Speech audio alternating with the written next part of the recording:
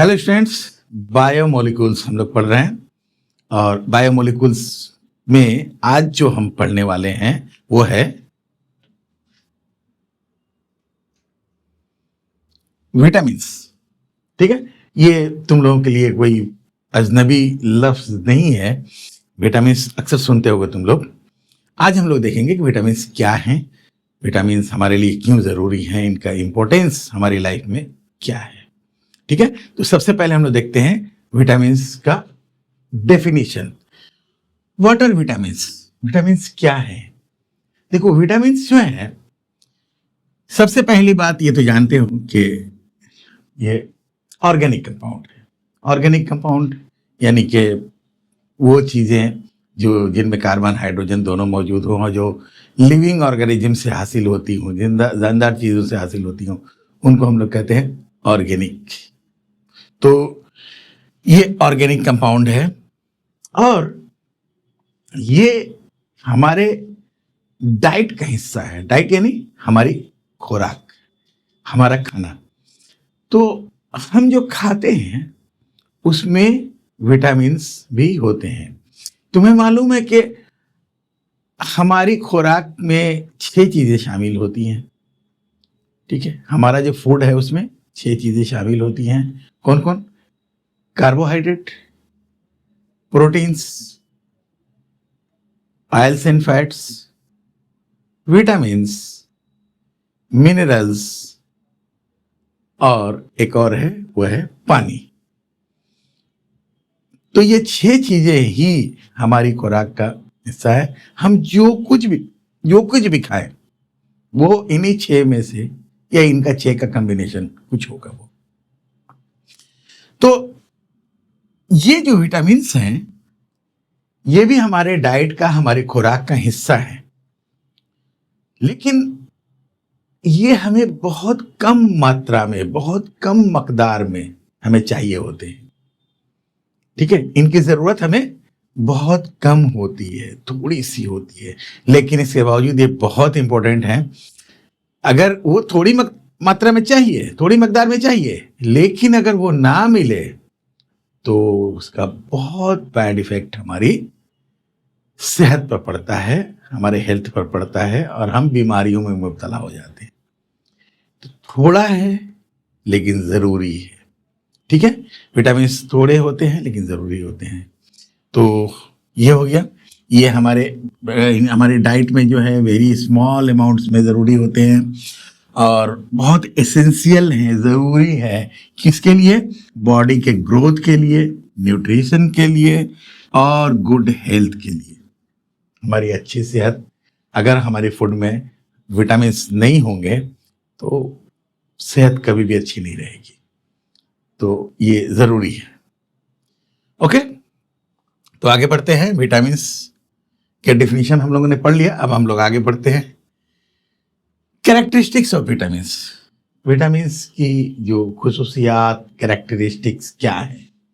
देखो, vitamins are included in foods in very small quantities. अभी बता चुके हैं। विटामिन्स की पहली खूबी क्या है कि बहुत कम मात्रा में। देखो, अगर ज्यादा मात्रा में खा लोगे तो वो जहर बन जाएगा, नुकसान हो जाएगा। तो इनकी जरूरत बहुत थोड़ी से पूरी हो जाती है, बहुत थोड़ी मकदार में लेने से हो जाती है। उसके बाद vitamins are generally produce in the body of plants. Vitamin ज्यादातर पौधों में पैदा होते हैं, प्लांट्स के बॉडी में पैदा होते हैं और वहां से हम लोग लेके उनको खाते हैं। ठीक है, और एनिमल बॉडी में सिर्फ vitamin A is produced in the liver with the help of carotene. ठीक है, एनिमल के जिस्म में, एनिमल के बॉडी में विटामिन ए बनता है ओनली। ये किससे बनता है? कैरोटीन की मदद से। अब ये कैरोटीन क्या है? यूँ समझ लो कि जो गाजर है, गाजर, तो उसमें जो है, जो ऑरेंज कलर है वो कैरोटीन की वजह से होता है। ठीक है, उसमें गाजर में कैरोटीन पाया जाता है। तो उससे वो विटामिन ए बनता है हमारे बॉडी के अंदर। तो एनिमल्स में बस यही है, लेकिन बाकी सारे विटामिन कहाँ बनते हैं? इन प्लांट बॉडी में होते हैं। अच्छा, एक और विटामिन हमारे बॉडी में बनता है, वो है विटामिन डी। ठीक है, ये कैसे बनता है? ये सूरज की अल्ट्रावायलेट किरणों, सूरज की जो अल्ट्रावायलेट लाइट्स है उनकी मदद से हमारे स्किन में बन जाता है, हमारे जिस्म के अंदर ये तैयार होता है। इसलिए अगर हम थोड़ी देर धूप में रहते हैं तो हमारे बॉडी में विटामिन डी तैयार होता रहता है।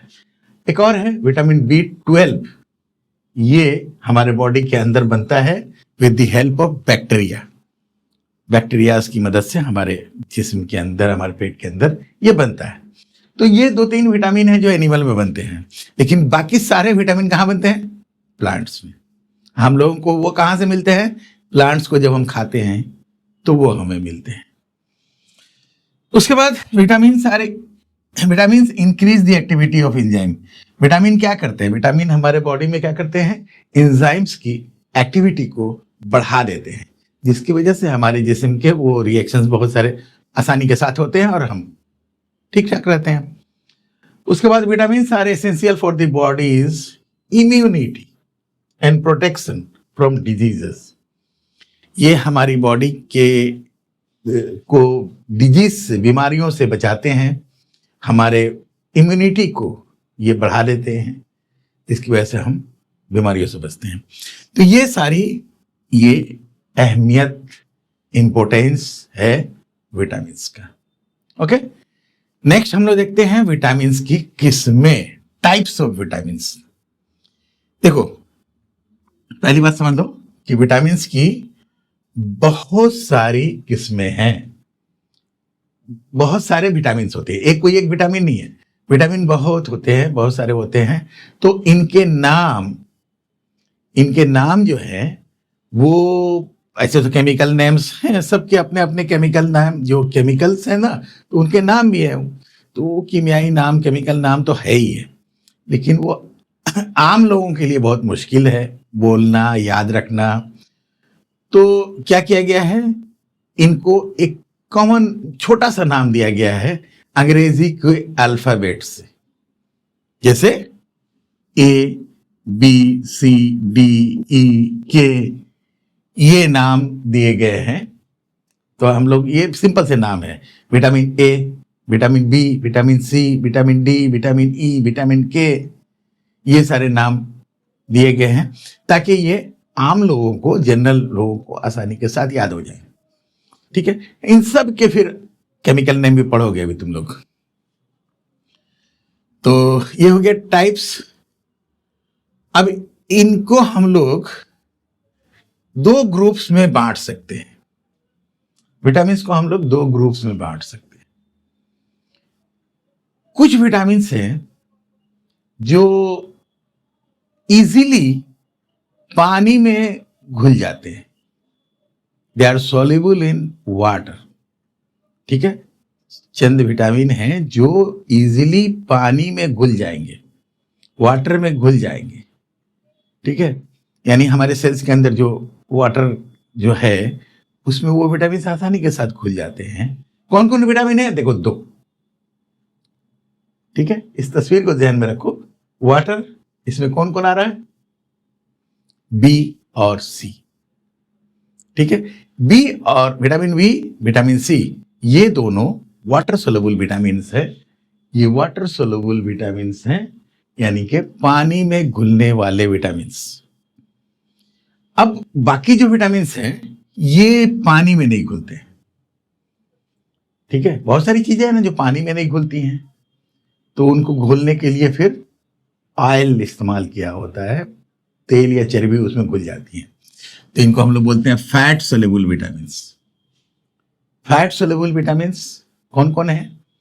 ADEK। ठीक है, ADEK, ये विटामिन जो है ये ऑयल में, तेल में, चर्बी में घुल जाती है, लेकिन पानी में घोलोगे नहीं घुलेगी। और B और C को तेल में घोलोगे नहीं घुलेगी, पानी में घुलेगी। तो ये बस 2 फर्क, हम दोनों का बिल्कुल समझ में आ गया। B और C water soluble, ADEK, fat soluble. तो हम लोग पढ़ेंगे इसी अंदाज में, पहले फैट सोल्यूबल पढ़ लेंगे, उसके बाद वाटर सोल्यूबल पढ़ लेंगे।